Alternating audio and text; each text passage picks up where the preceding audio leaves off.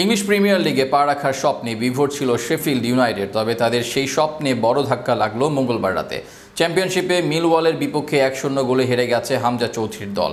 এই হারের ফলে তারা লিগ টেবিলে তৃতীয় স্থানে নেমে গেছে। 41 ম্যাচ শেষে শেফিল্ড ইউনাইটেডের পয়েন্ট এখন 83, শীর্ষে থাকা লিডস ইউনাইটেড ও বার্নলির পয়েন্ট 85।